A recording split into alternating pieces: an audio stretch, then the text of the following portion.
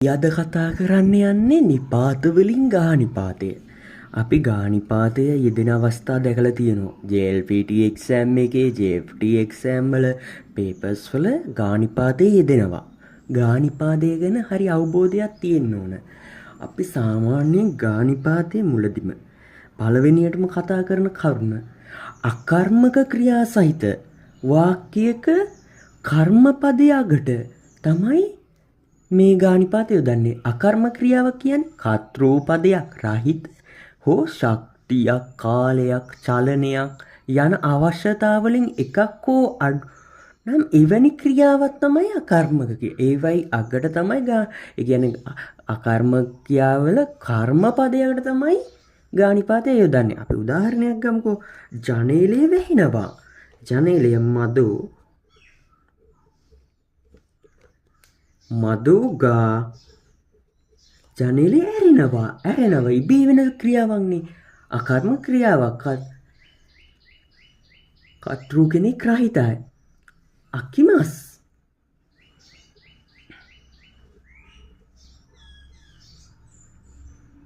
ජනේලය ඇරෙනවා. ජනේලය වැහෙනවා.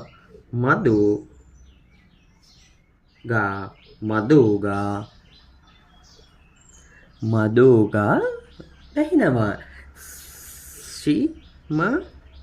රිමස් ඊට පස්සේ තව යෙදෙන අවස්ථාවක්. ස්වභාවික ක්‍රියා සහිත වාක්‍යවල තමයි අපි දන්නවන ස්වභාවික ක්‍රියා ඉබේ සිදුවන දේවල්. ඒ ක්‍රියාවල වාක්‍යවලට කර්මපදය සමග ගානිපාතය යෙදෙනවා.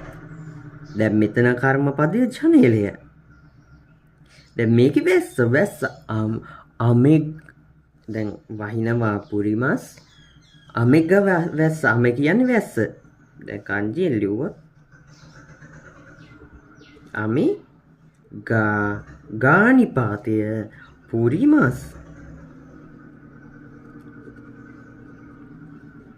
අමෙගා පුරිමස් වැස්ස වහිනවා. මල් පිපෙනවා. මේවා ඔක්කොම ස්වභාවිකව සිදුවෙන ක්‍රියා.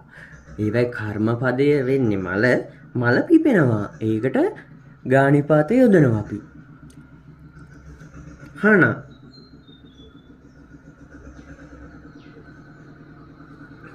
හනග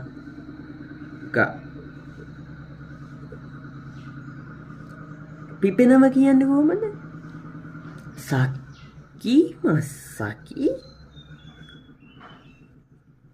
මස් පිපෙනවා. දැන් අවස්ථා දෙකක් දන්නවා. අකර්මක ක්‍රියා සහිත වාක්‍යවල කර්මපදයකට යොදනවා. ස්වභාවික ක්‍රියා සහිත වාක්‍යවල කර්මපදයකට ලියනවා. ගානිපාතය යොදන්නේ අපි. ඊට පස්සේ තව තියෙනවා කර්තෘපද සහිත වානිපාතයේ දෙන ස්ථානවල කර්තෘපදය විශේෂ කර දක්වන්න නම් කර්තෘ සහිත.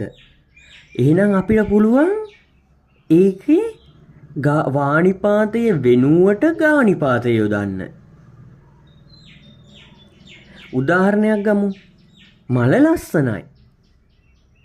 කොහොමද කියන්නේ? හනවා කිරෙයි දෙස්. හනවා මල ලස්සනයි කියන්නේ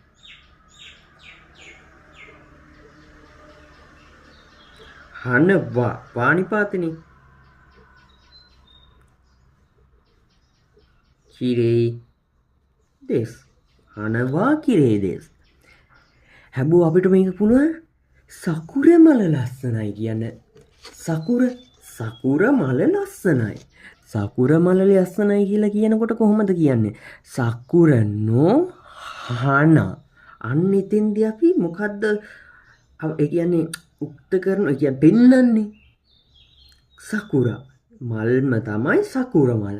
එහෙනම් ඒ අවස්ථාවේදී සකුර නෝ නිපාත දාන්නේ සකුර මලනේ. ඒ කියන්නේ තමන්ගේ මගේ වගේ මලේ ඒවා මල් වර්ගයේ සකුරා.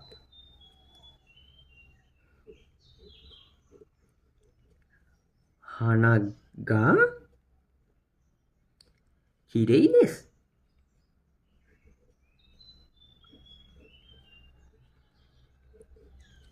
කිරෙයිලෙස්. තව අවස්ථාවක් තියෙනවා. බොහෝ විට විශේෂණ පද සමගද ගානිපාතය යොදනු. විශේෂණ පද ටිකක් සාමාන්‍යයෙන් ගමු. සුකි. කැම. ඊට පස්සේ සිමා කිරයි. ඔය වගේ මෙන්න මේ වගේ විශේෂණ පද සමග ගානිපාතය යෙදෙන වාක්‍යවල.